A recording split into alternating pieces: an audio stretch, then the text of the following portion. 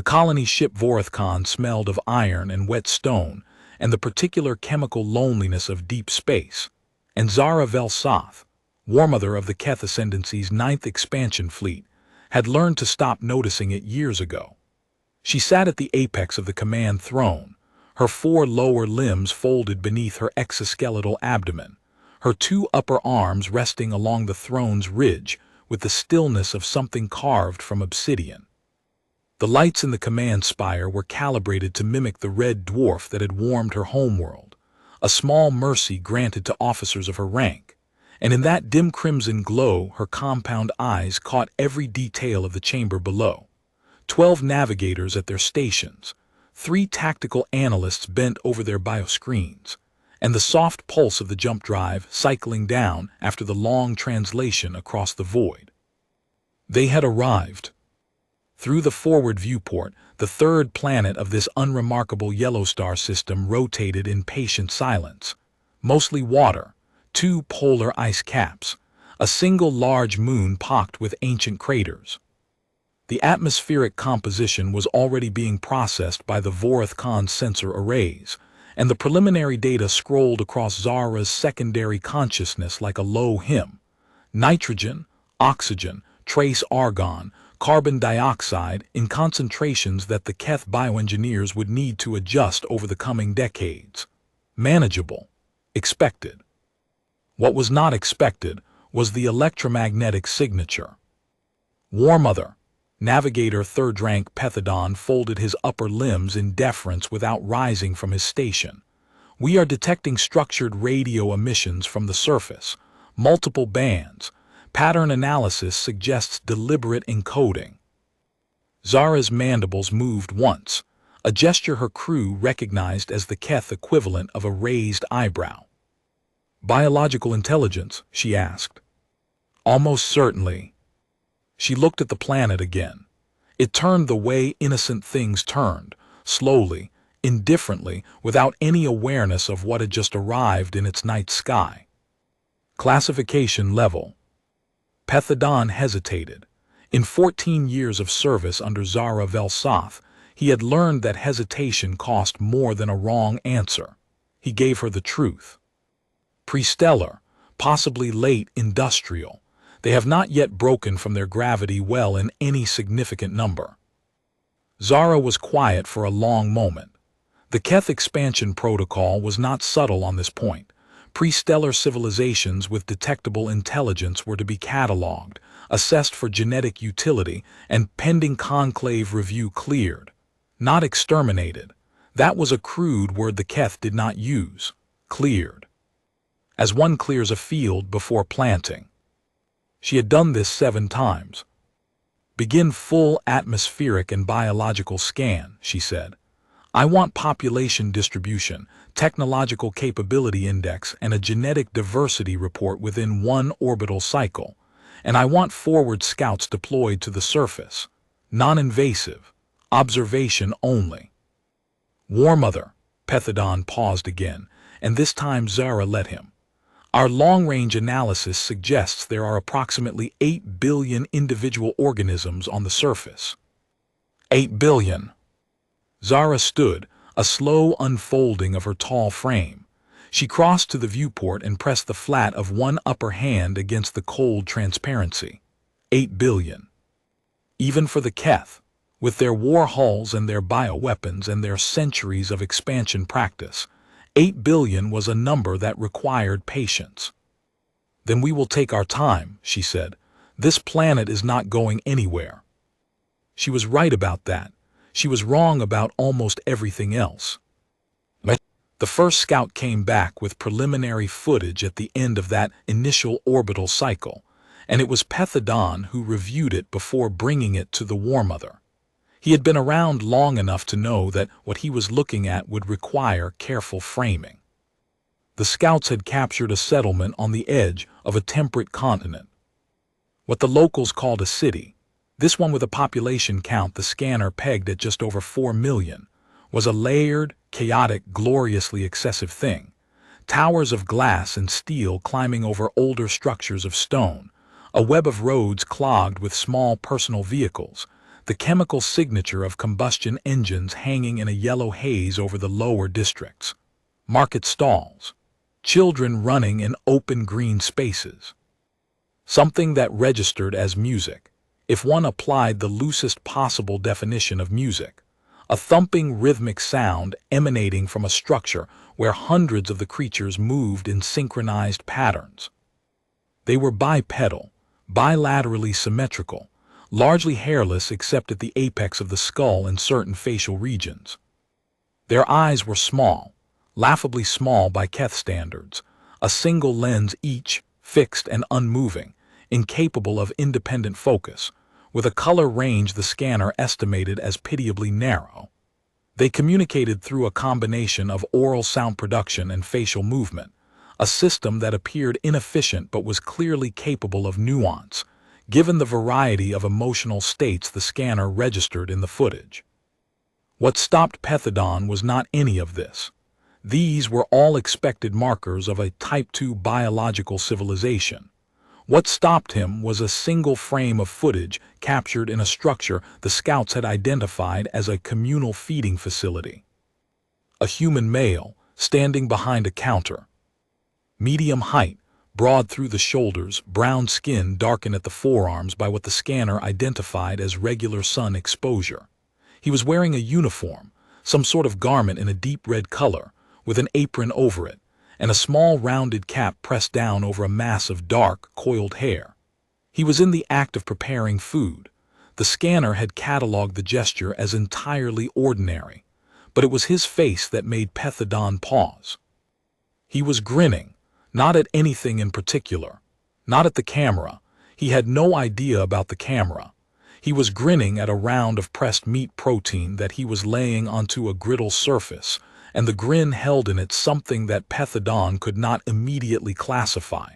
It was too wide for efficiency, too relaxed for a creature that by all objective measures was engaged in repetitive, low-status labor in a loud, hot, grease-scented environment. The scanner ran a quick biometric on the expression and returned genuine contentment, not performed, not socially coerced, genuine. Pethodon flagged the footage and moved on. He had a report to write. The Vorith Khan spent 47 days in orbit before Zara was satisfied with the assessment. In that time, the scouts deployed a further 600 observation drones across the surface, and the data that came back built a portrait that was, to use a word the Keth had no direct equivalent for, interesting. The humans, as the dominant species designated itself in the most widely distributed of their many languages, were contradictory in a way that early assessments had failed to capture. Their technology was advanced enough to be concerning but primitive enough to be manageable. They had fission and fusion capacity, limited surface-to-orbit capability, and a global communications network that was simultaneously their greatest strategic asset and their most profound vulnerability, given how readily it could be disrupted. They had weapons sufficient to make any surface landing costly. They were not defenseless. But they were also fractured. Hundreds of distinct political entities on a single continent alone, many of them actively hostile to one another. No unified planetary government. No coordinated defense network. Their military assets were powerful but distributed, and the distribution followed political lines rather than strategic logic, divided, competing, often more focused on what lived within their own borders than on the vast dark above their heads. On paper, they should have been easy. Zara's scouts had also captured something else, and it was this that led her, against her own better judgment, to make a decision that the conclave would later spend 600 standard cycles arguing about. She decided to deploy a ground team before beginning clearance operations, not for any strategic reason, for the reason that the behavioral data was anomalous enough to warrant direct study. The humans were, by the scanner's cold arithmetic, terrified. Their broadcast network was saturated with signals that her xenolinguists had now partially decoded, and the emotional content was consistent: fear, anger, grief, exhaustion. a species that had spent its entire recorded history at war with itself, that had poisoned its own atmosphere and stripped its own soils, and watched its own kind starve in the shadows of excess, a species under constant internal pressure. And yet they kept building things. They kept making the sounds they called music and growing the things they called gardens and sitting together in their feeding facilities and laughing at things that her xenolinguists couldn't yet decode. They grieved and built memorials to their dead. They wrote stories. They sent objects into the void not because the objects were useful, but because they wanted to leave a mark, wanted to say, "We were here, we looked up, we wondered." Zara wanted to understand that, not because it would make the clearance easier. She already knew the clearance would happen. She wanted to understand it because in 49 years of expansion work, across 7 cleared worlds, she had never encountered a species that continued to create beauty while simultaneously falling apart. She ordered the ground team in. The facility the ground team selected was a communal feeding establishment, a burger restaurant in what the xenolinguists identified as a large city in the continent the humans called North America. The choice was tactical: high foot traffic, low security, multiple exits, and a steady stream of individuals across every demographic category the team needed to observe. The team leader, a senior operative named Osaketh, had the team fitted with the standard morphic suits, biotech disguises that compressed the Keth frame down to something passably human, covering the exoskeletal structure with a synthetic skin layer, and masking the compound eyes behind a milky film that registered to human visual scanners as pale irises. They looked wrong up close, but humans, Osaketh had been briefed, had a significant cognitive bias toward assuming that humanoid shapes were human, and tended to fill in ambiguity with familiarity. They would pass. What Osaketh's team was not prepared for was the smell. The morphic suit handled olfactory interaction on a passive level, blocking external stimuli by default to keep the operative comfortable. Osaketh had switched hers to open receive mode for the purpose of environmental logging, and when she pushed through the glass door of the establishment and the full wave of it hit her, oil and charred protein, and something sweet and chemical, and underneath all of that, layered across everything, the organic warmth of several dozen human bodies in a shared space. She stopped walking. Behind her, Operative Chandek walked into her back. "Asa," he said quietly in Keth. "I'm fine," she said. She wasn't fine. The scent profile was overwhelming in a way she hadn't been prepared for, and deep in whatever part of her neurochemistry governed involuntary response, something was firing that she couldn't immediately categorize. Not threat, not nausea, something older and stranger, something that tasted like recognition even though she had never been here before and had no reason to recognize anything. She moved to an empty table in the corner and sat down, and she watched. The establishment was loud and bright, and smelled like burning meat and something fried. Humans moved through it with the unself-conscious efficiency of creatures operating in their own territory. A family with several young in the corner booth, the children making the distinctive high-frequency vocalizations her scanner classified as laughter. 2 adult males at the counter sharing something in a wax paper wrapping, communicating in low voices and gestures. A pair of elderly females who had been there long enough that their food was gone, and they were simply sitting, talking, occasionally reaching across the table to touch each other's hands. And behind the counter, there was the human from the scout footage. She recognized him immediately: the broad shoulders, the dark skin, the uniform in its deep red. He was working the grill line, moving with a precise economy that her scanner flagged as high motor efficiency. He had done this so many times that his body had memorized it, freed his mind for other things. And as she watched, a food order came in on the small screen above his station, and he turned to look at it, and then he turned back to his grill, and without any self-consciousness at all, he started humming. The xenolinguist function of her scanner identified the melody as a fragment of a regional musical form called rhythm and blues. The human was not performing for anyone. He was not aware of being observed. He was alone with his work and his grill and his small, private music, and the grin was back. That same wide, unearned, genuinely contented grin. And Asaketh sat at her table in the corner of this loud, greasy, unremarkable restaurant, and felt something crack open in the back of her skull that she would spend the next 3 months trying to understand. His name badge said MARCUS. The ground team stayed for 5 days. This was longer than the mission parameters called for, and when Asaketh transmitted her request for an extension, Pethadon himself had to take it to the War Mother. Zara had authorized it without asking for a reason, which told Pethadon more than any explanation would have. On the second day, Chandek reported a behavioral anomaly.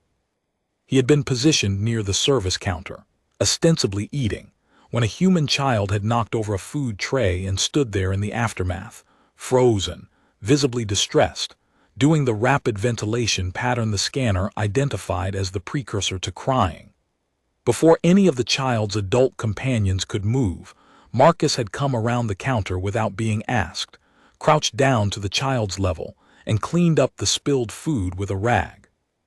He had spoken to the child quietly.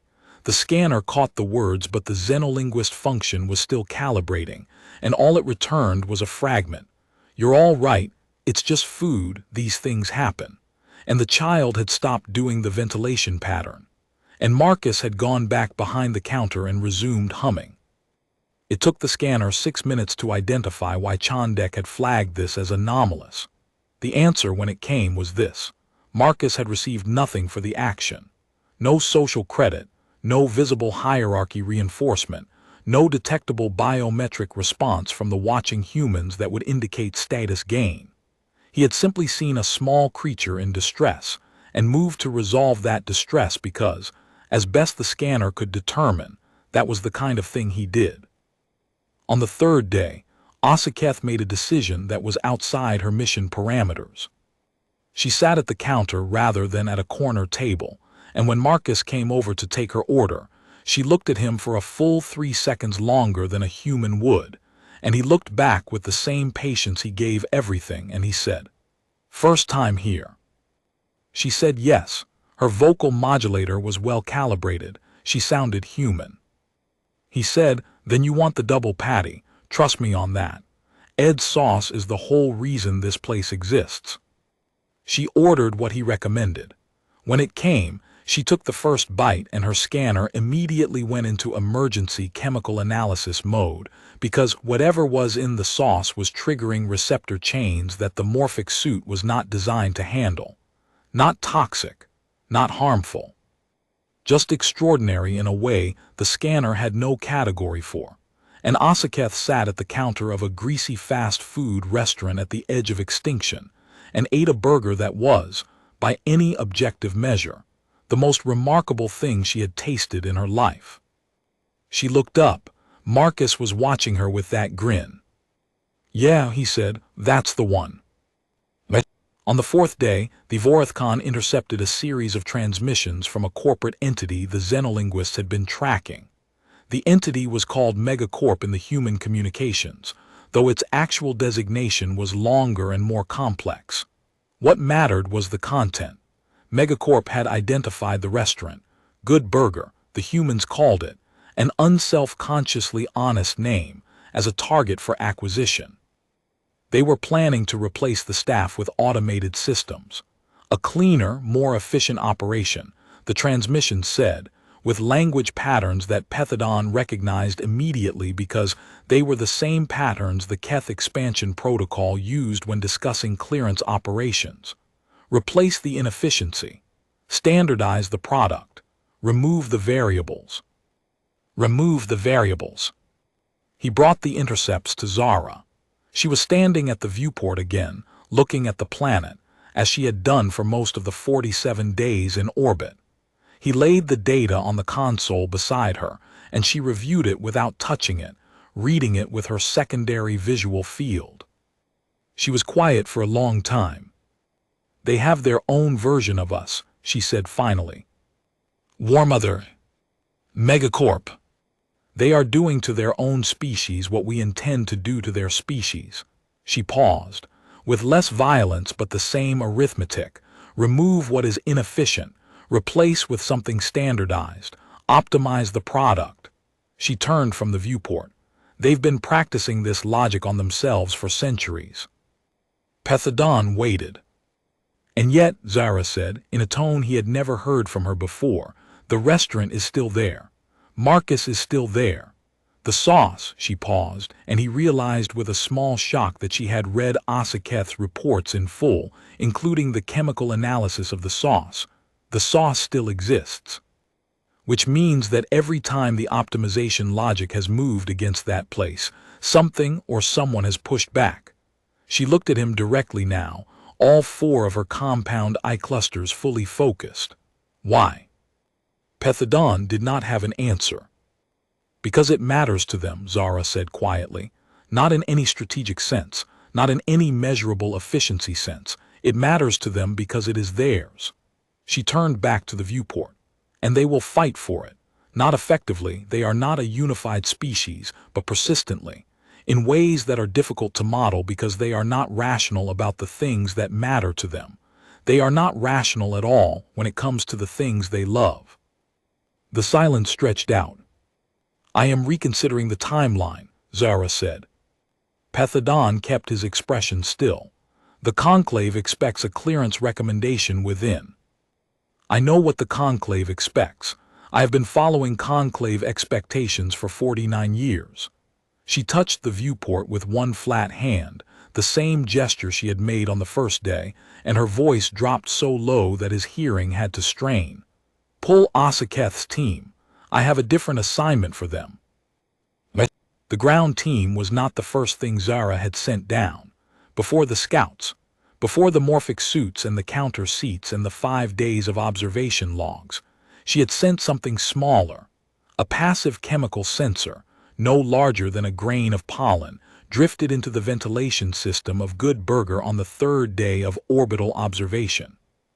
Its job was simple: catalog the molecular signature of the establishment's interior environment and transmit the data back to the Vorith Khan for analysis.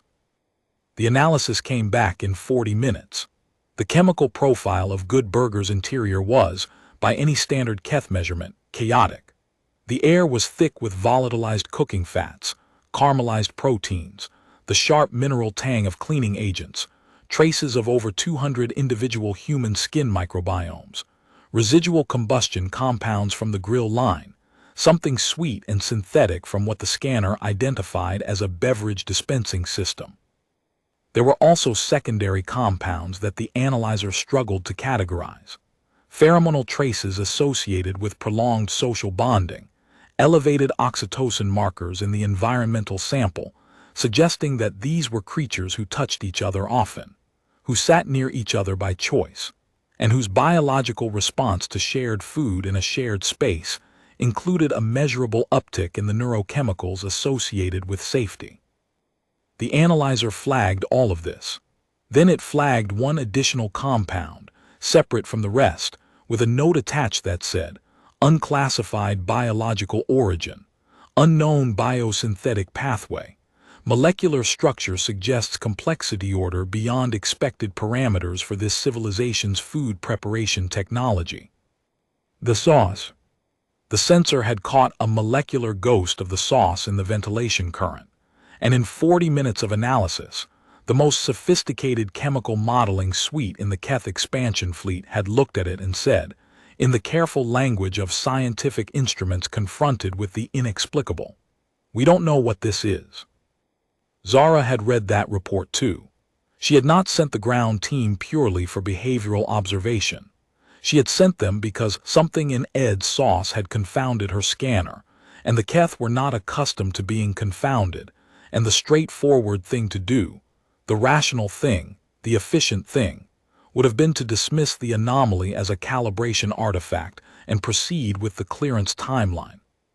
She had not done the straightforward thing. This was perhaps the first domino. The assignment was this: find out what made the sauce. This was, on the face of it, a strange order from the War Mother of the Keth Ascendancy's ninth expansion fleet. Pethadon had served under Zara long enough to trust that her strange orders were usually also correct orders, even when he couldn't see why.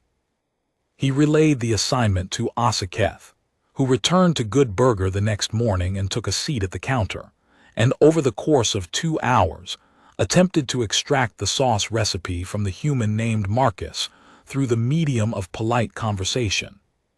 Marcus was not forthcoming. Not because he was suspicious. He was the least suspicious creature Asaketh had ever encountered, guileless in a way that should have made him easy to manipulate and somehow made him impossible. When she asked, carefully, what went into the sauce, he gave her a smile that contained no evasion, just a small warm door closed gently in her face. "I don't make the sauce," he said. "Ed makes the sauce, and Ed doesn't talk about it. I've worked here 11 years and I still don't know everything in it." "But it's so good," she said, and the words came out more honestly than she intended. "Yeah," Marcus said, "it is. Ed says it came to him when he was a kid, just came to him like it was always supposed to exist, and he was just the one who figured out how to make it real." He wiped down the counter with the rag he kept on his shoulder. "There's stuff like that, right? Things that shouldn't work on paper but they work in the world. Ed's sauce is like that. It's not scientific, it's just his." Asaketh's scanner was running continuous biometric analysis, and what it returned was consistent. Every time Marcus talked about this place, about Ed, about the sauce, his cardiovascular rate increased slightly, the way it does in humans who are experiencing something they would classify as warmth. He was not performing sentiment. He was not optimizing for social outcome. He simply loved this place and the person who had built it, the way something loves the thing that gave it its best years. She reported all of this to the Vorith Khan, and when the report reached Zara, the War Mother did something she had not done since the second planet she had cleared, more than 30 years ago. She sat down at her secondary console and wrote in her personal log. She wrote for a long time. What broke the operational silence was Megacorp. The Vorith Khan scanner array had been tracking a vehicle cluster moving toward Good Burger's location for 2 days. Corporate security. According to the human communications, the xenolinguists were now decoding in near real time. Megacorp's legal team had identified a clause in a recently signed franchise agreement that, per their reading, gave them authority to shut down the original location and terminate its staff. This was, in the human legal tradition, correct. Technically. In the way that clearance operations were technically correct, the arithmetic of ownership asserting itself over the fact of everything that had grown up under that ownership. They arrived on a Tuesday morning, 3 vehicles full of them in identical garments. Corporate security, the human communications called them, which meant men in suits with documents and a casual certainty that documents made things true. Asaketh was at the counter when they came through the door. She watched Marcus come out of the kitchen and see them, and she watched something change in his face. Not fear, exactly, and not resignation. Something harder and quieter than either. He crossed his arms over his chest, and he looked at the lead figure and he said, in a voice that was entirely calm, "We're not signing anything." The lead figure was a tall human in a dark suit who wore the expression of someone who had done this many times. He explained the legal situation. He explained it again when Marcus didn't move. He explained it a third time, with additional paperwork produced from a leather case, and Marcus stood there with his arms crossed and his grin turned off for the first time Asaketh had seen, replaced by something she recognized because the Keth had a word for it. Keth Vor. The quality of being the unmovable thing. The wall that knows it is a wall. Ed appeared from the back. Ed was a specific kind of human, compact, enormously good-natured, operating on a frequency of reality that was slightly adjacent to the one everyone else was using. and when he came through the kitchen door and took in the scene, his face cycled through a rapid sequence of expressions before settling on a look of patient, cheerful confusion. "Hi," Ed said to the men in suits. The lead figure turned to address Ed, because Ed was the owner of record, and began explaining the legal situation. Ed listened with complete attention. His complete attention was famous among the staff, entirely undivided, a beam of focus that asked only to understand. And then Ed said, "So you want to take it away? We have legal authority." "But you want to take it away," Ed said again, without any particular accusation, just making sure he had the noun right. "The contract stipulates." "Yeah," Ed said, "I know what it stipulates. Dex read it to me 3 times. I didn't want to listen, but that's different from not understanding." He looked at his hands for a moment and then back up.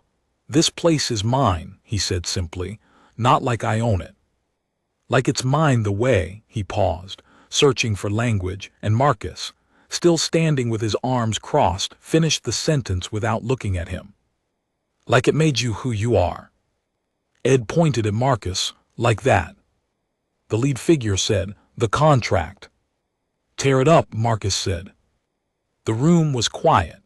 Asaketh's scanner was reading elevated biometrics across every human in the restaurant, the morning staff, the handful of early customers, the old woman Ruth who had been working the drive-through window since before anyone could remember. The elevated biometrics registered as ready. The lead figure looked at Marcus, then at Ed, then at the rest of them, the twins Cindy and Mindy standing shoulder to shoulder by the fryer, Mia with her arms folded in an imitation of Marcus that she probably wasn't conscious of, young Ed too watching with his father's exact expression of patient, cheerful clarity. Something moved in the lead figure's face. Asaketh had seen that movement before, in the faces of Keth officers who had miscalculated the resistance level on an assessment world. It was the expression of a creature that had come prepared to move a tree and found a forest. He made a call on his communication device. He waited. He made another call. He waited a longer time. Then he put the paperwork back in the leather case and walked out. Asaketh did not immediately understand what had happened. Her scanner was still reading the biometrics, still trying to model the causal chain. It was Marcus who explained it, not to her but to Mia, in a quiet voice while the rest of the staff was making the sounds humans make when they've won something. "They blinked," he said. "That's all. They were always going to blink. They came in here with their numbers and their legal authority and the whole big machine of it, and all we had was—" He gestured at the room, the grill, the counter, the ancient ice cream machine in the corner that had been broken for 7 years and that nobody had replaced because it was Ed's favorite. "All we had was this. And it was enough." Mia said, "How did you know it would be enough?"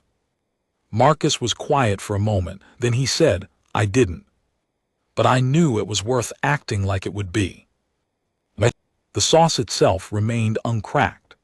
Asaketh had tried every passive extraction technique available to her and gotten nothing that the Vorith Khan's lab could synthesize. The sauce was Ed's in the way that certain things are irreducibly a person's, made from a combination of ingredients and timing, and some quality of attention that could not be transmitted through observation, only through Ed himself pressing his hands to the work. The scanner had tried to model the biosynthetic pathway and returned its verdict with uncharacteristic bluntness: requires originator presence. Which was to say, you couldn't take it out of the world it came from. You had to meet it where it lived.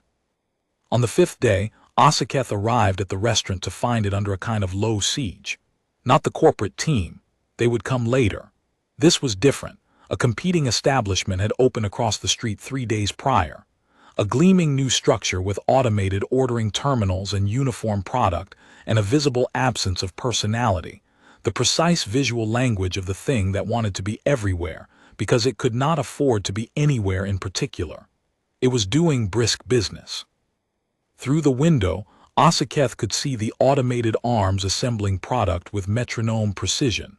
Fast, identical, without error and without variation, producing the same thing 1,000 times in an hour with the same indifferent grace. Good Burger's morning rush was down by 1/3.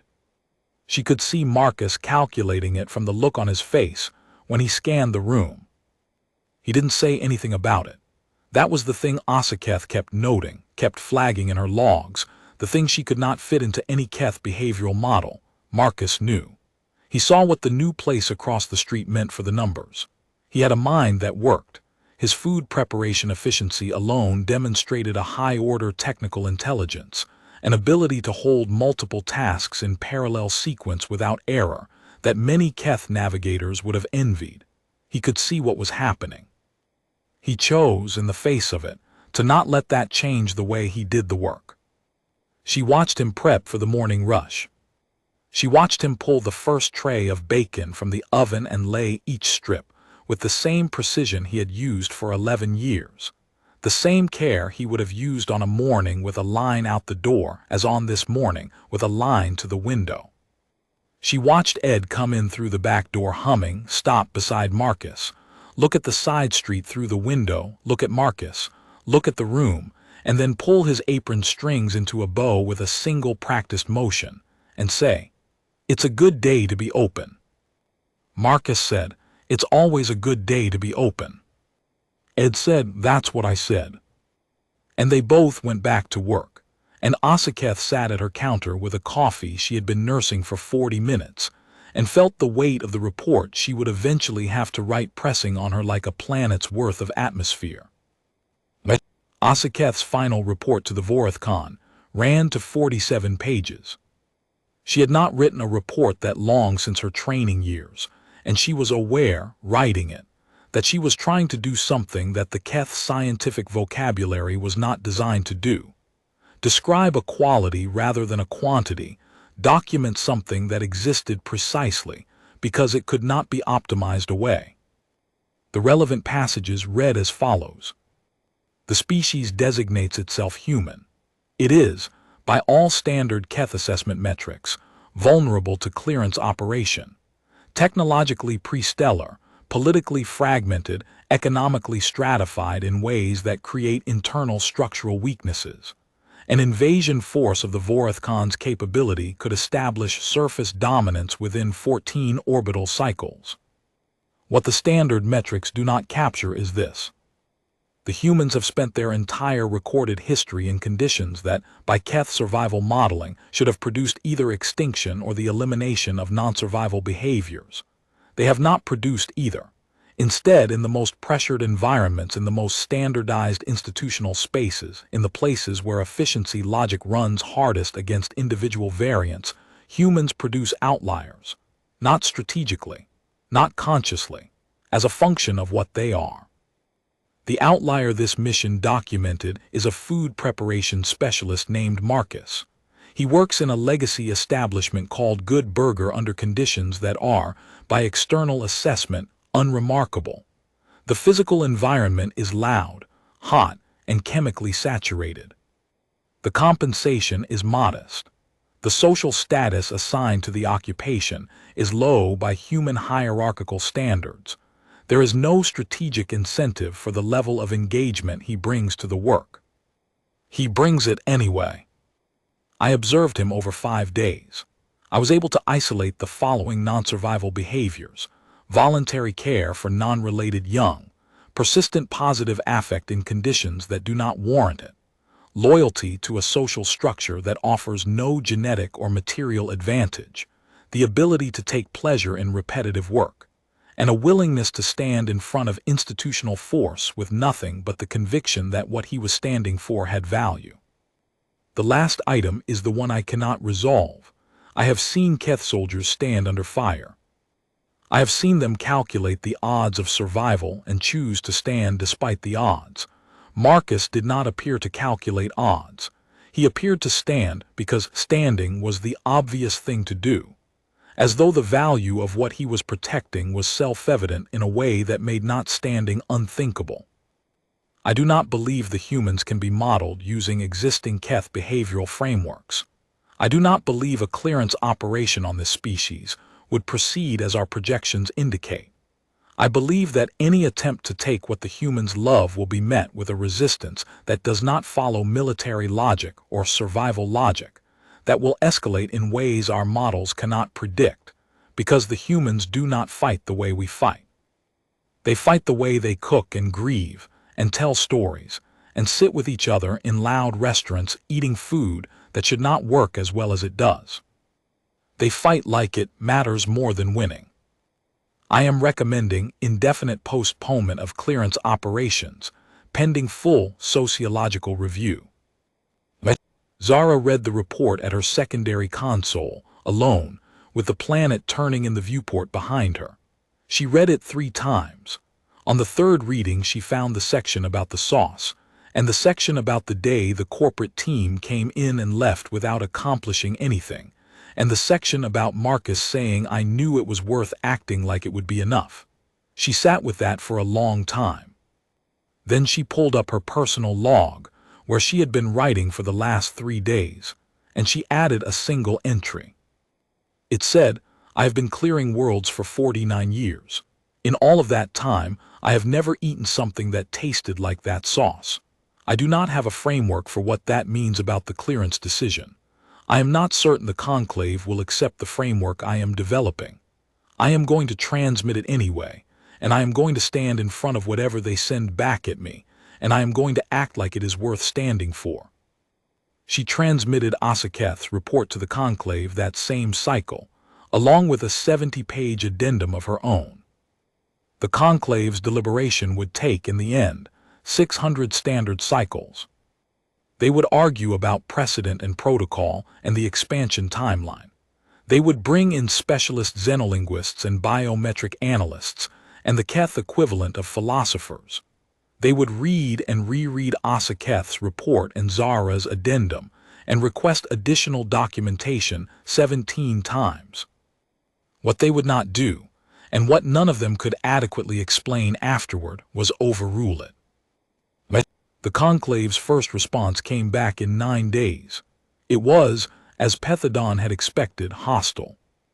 The response was from senior adjudicator Velharan, a figure of such institutional longevity and correctness that his name had become a kind of synonym for the expansion protocol itself. He had overseen more clearance operations than anyone alive. He had the mathematical certainty of someone who had never been wrong in a way he couldn't explain. His response to Zara's report was 14 paragraphs of precise, controlled language that boiled down to 3 words: proceed as planned. Zara read it at her secondary console. Pethodon stood at a respectful distance and watched her read it. He had seen her receive bad news before: mission losses, fleet engagements, political decisions that overrode her field assessments, and he knew what it looked like when she swallowed the news and adapted. This was not that. This was something slower.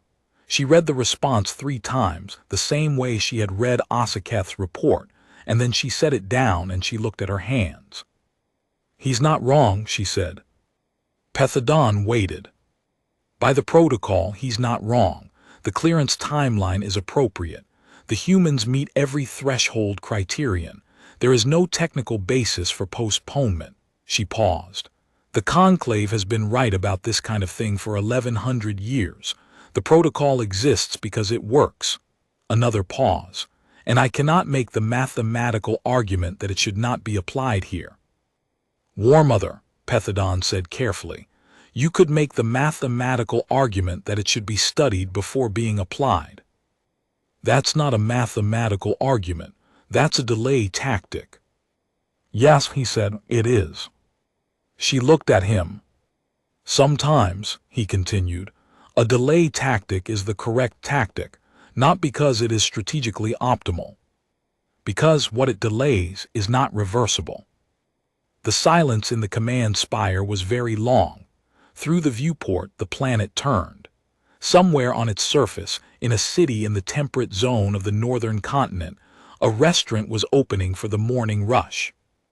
Pull the full behavioral data set, Zara said finally.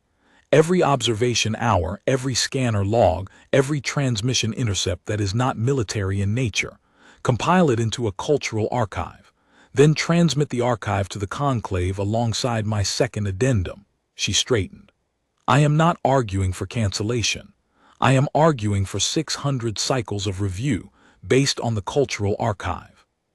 Based on the principle, which the protocol itself contains in Section 12, subsection 4, that a species demonstrating Class 7 behavioral anomaly warrants extended study. Pethodon had not known there was a Section 12, subsection 4. He suspected Zara had found it recently. It will not be popular, he said. It will be correct, she said. That's the same fight Marcus made in front of the corporate team. Correct does not guarantee winning, but it is worth acting like it might.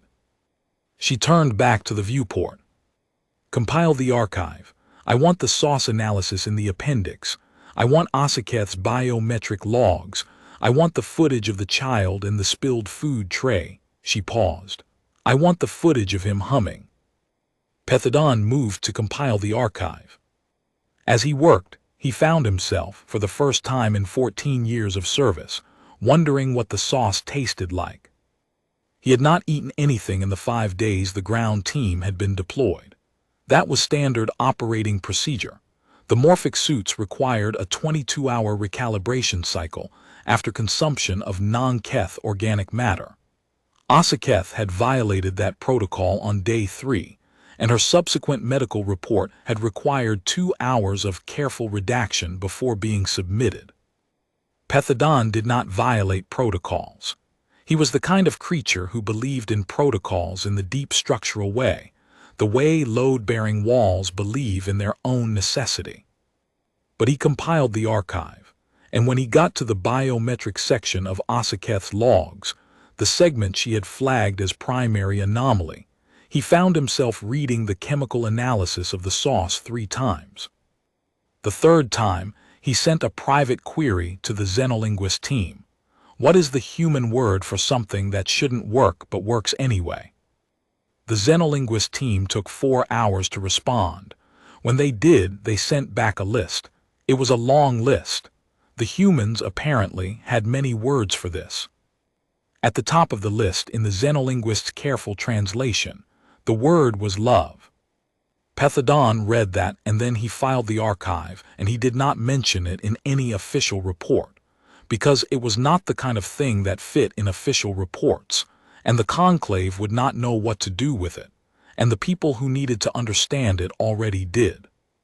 But Marcus did not know any of this. He did not know that somewhere above him, in the red-lit command spire of a war hull in geosynchronous orbit, a creature that had cleared 7 worlds was reading a report about him and the way he hummed to himself over the grill.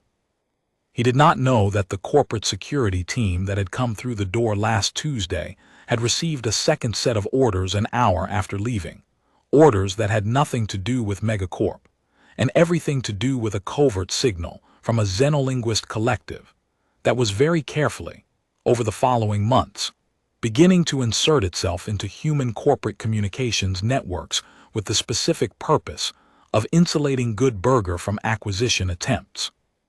He did not know he had been observed for 5 days by creatures who compressed themselves into human shape with morphic suits and sat at his counter and ordered his food and were changed by it in ways that would take their entire civilization a generation to process. What he knew was this. It was a Wednesday in early spring, the light coming through the front window at the particular angle that meant it hit the chrome counter edge and threw a long stripe of brightness across the back wall, and the morning rush had just ended, and the restaurant was quiet in the specific way it got quiet after the rush, that post-storm ease that Marcus had always loved. Ed was in the back doing the thing Ed did when he thought no one was watching, which was to stand at his prep station and look at it with the expression of a man who cannot believe his luck, that this is the thing he gets to do. Ruth was refilling napkin dispensers with the unhurried thoroughness of someone who had been doing it for 30 years and planned to do it for 30 more. Mia was sitting in the corner booth with her phone and a half-eaten order of fries, looking up every few minutes to watch the window, waiting for whatever was coming next. Marcus wiped down the grill. He pulled out the rag from his shoulder and he started to wipe down the counter. The sun moved a little, the stripe of light shifted. A car went by outside. From the back, faintly, he could hear Ed start to hum something. Marcus listened for a moment, getting the tune. Then he joined in. It was not a famous song. It had never been recorded. Ed had made it up years ago. It didn't have a name, it didn't have words. It was just a thing Ed hummed when he was happy, which was most of the time, and which had by now been heard by Marcus so many times that it lived in his body, the way breathing lived in his body, automatic and necessary. They hummed it in their separate rooms, Ed in the back, Marcus at the counter, and the sound moved through the walls of Good Burger the way warmth moves through a structure that knows how to hold it. Above them the planet turned. In orbit, the Vorothcon began its long deceleration toward a parked position that the Keth navigational logs would later record, simply as indefinite observation, authorized by War Mother Zara Velsath, pending sociological review of a pre-stellar civilization displaying Class 7 anomalous behavioral cohesion. The Conclave's 600-cycle review would eventually produce a document 3,000 pages long. It would include contributions from every xenobiologist, every expansion strategist, every cultural analyst the Keth ascendancy could field. It would reference Asa Keth's report 847 times. It would quote Marcus directly, the fragment the scanner had captured when he spoke to Mia after the corporate team left. I knew it was worth acting like it would be enough. And it would spend 42 pages attempting to model what exactly he had meant by that, and whether the meaning could be quantified, and whether it could be replicated, and what it implied about the humans as a species versus what it implied about Marcus as an individual, and whether that distinction even held for a species in which the individual and the collective were so deeply and messily entangled. The document would not reach a definitive conclusion. This would be, in the Keth scientific tradition, unusual. Keth documents almost always reached definitive conclusions. That was the point of them.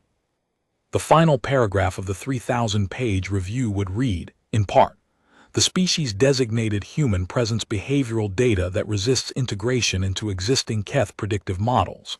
The primary anomaly is not technological nor tactical. It is this: the humans have not optimized for survival.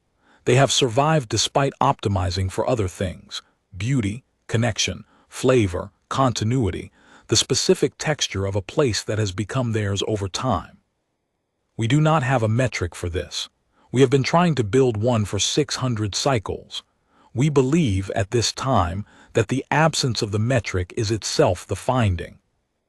Velharan had read that paragraph and sent back a response that was, for him, startling in its brevity. 3 words in the old formal register. It translates roughly, "You may be right." That was the second domino. After that, the rest fell in their own time. In the restaurant, the morning continued. A bus arrived outside and deposited a school group, 15 children in matching blue shirts, 2 teachers who looked like they had been awake since before the sun. The children swarmed the counter with the chaotic energy of small creatures who have been sitting still too long and have just been released. Marcus handled it with the economy of long practice.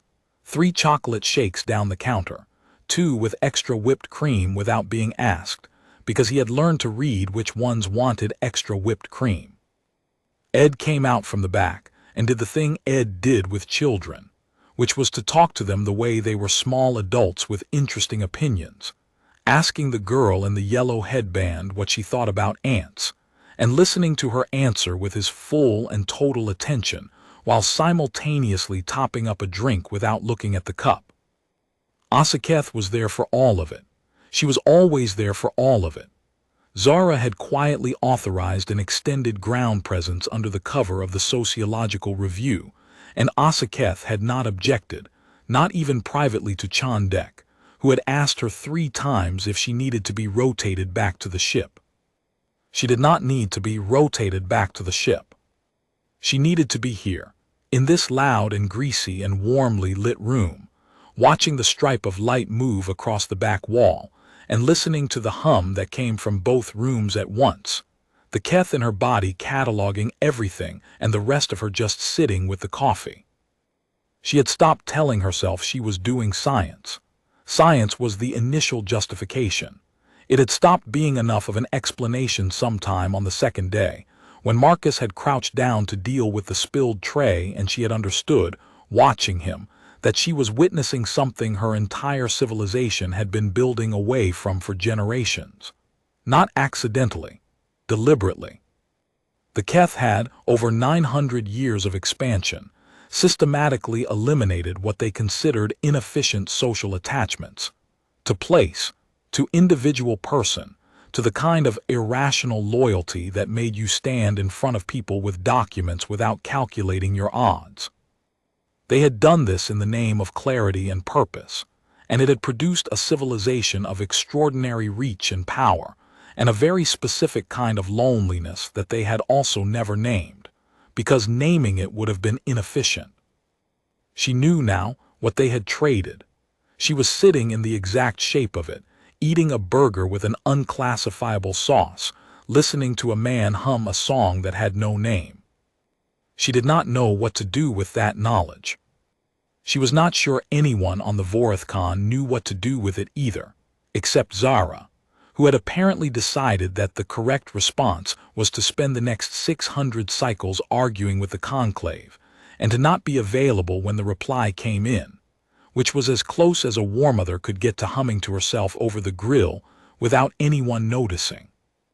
Chandek had come to her, on what she was privately counting as her 19th consecutive day at the restaurant, and had sat across from her in the corner booth with 2 coffees and his eyes tracking the room the way field operatives' eyes always tracked rooms, and had said, very quietly in Keth, "We are not here as scientists anymore."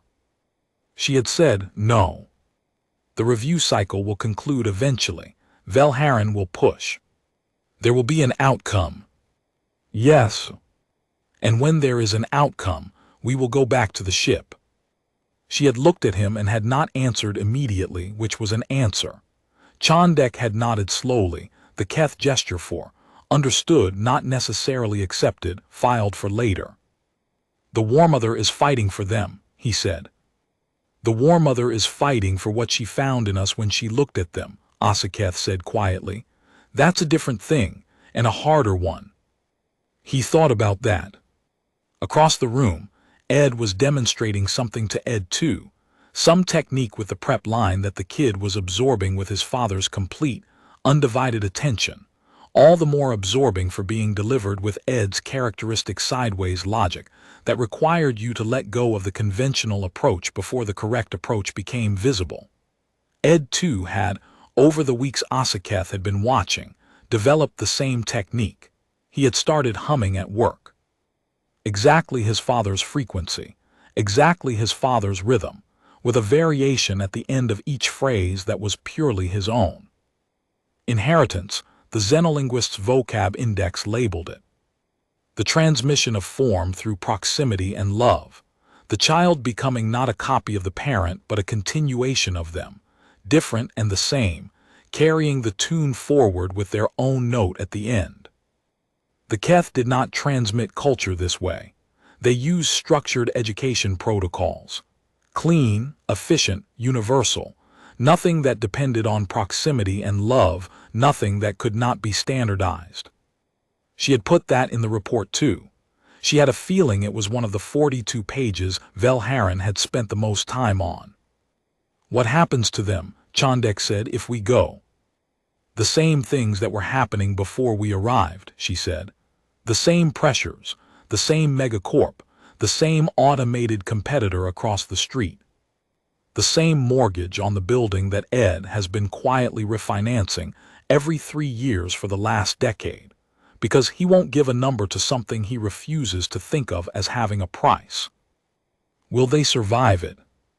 She looked at Marcus, who was explaining something to a young customer with the same patience he gave everything.